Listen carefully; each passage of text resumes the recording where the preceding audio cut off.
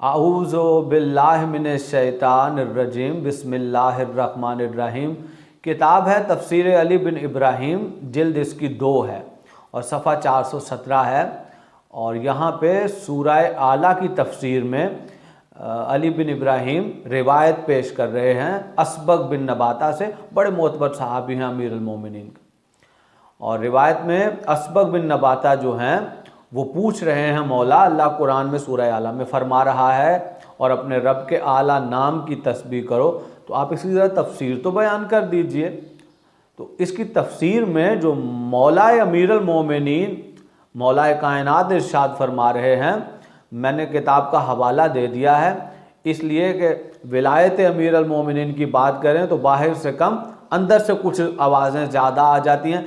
हजूर कहाँ से पढ़ रहे हैं, कौन सी किताब है, मैंने बता दी है, तफसीर अली बिन इब्राहीम है और यहाँ पे असबग बिन नबाता से रिवायत है और अमीरुल मोमिनीन तफसीर बयान कर रहे हैं इस आयत के एक हिस्से की कि और अपने रब के आला नाम की तस्बीह करो। क्या इरशाद फरमाते हैं, कहते हैं असबग सुनो, पाया अर्श पर ज़मीनों की हिलकत से 2000 साल पहले, पहली बात समझ लीजिए कि पाया अर्श क्या है।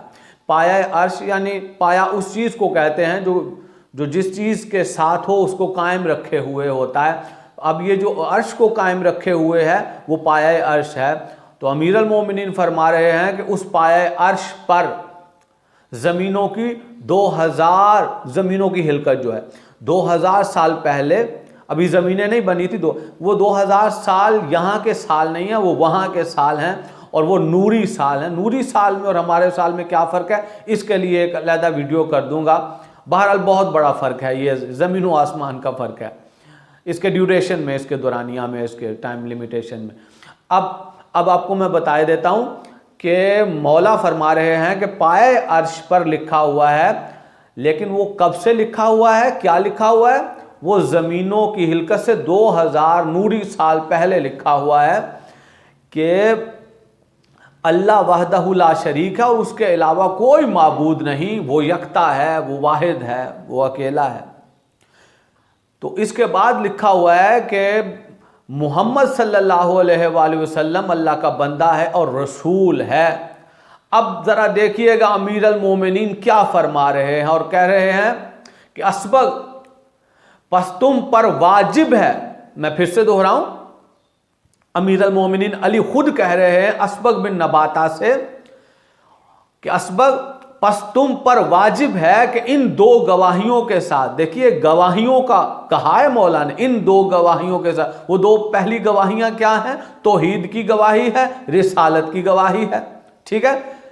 असबग बस तुम पर वाजिब है कि तुम इन 2 गवाहियों के बाद ये जरूर कहो, गवाही दो, तुम पर वाजिब है। बार बार इसलिए तकरार कर रहा हूं कि अली खुद कह रहे हैं, मैं नहीं कह रहा या कोई और आम बंदा नहीं कह रहा, पहला इमाम कह रहा है और अमीरुल मोमिनीन कह रहे हैं। क्या कह रहे हैं, इन 2 गवाहियों के बाद तुम पर वाजिब है कि तुम कहो कि अली जो हैं वो मोहम्मद के वसी हैं। अब ये कह रहे हैं अमीरुल मोमिनीन। अभी बहुत सी जो बाकी चीज़ें चलती रहेंगी विलायत अमीरुल मोमिनीन के हवाले से। बात विलायत अमीरुल मोमिनीन की यहाँ पे है, बस ये कहना है हजूर अली कोई लड़ाई झगड़ा नहीं है।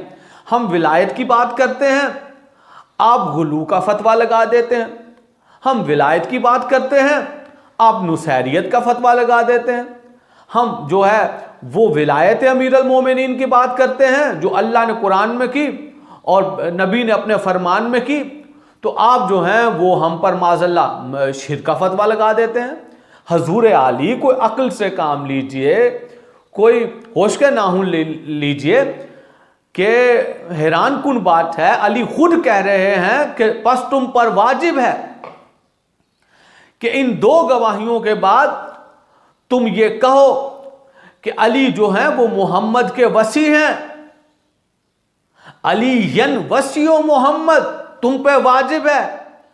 अब मैं हैरान हूं कि जो खुद को शिया भी कहते हैं, मोमिन भी कहते हैं और मुहिब भी कहते हैं, मुहिबान अहले बैत भी कहते हैं।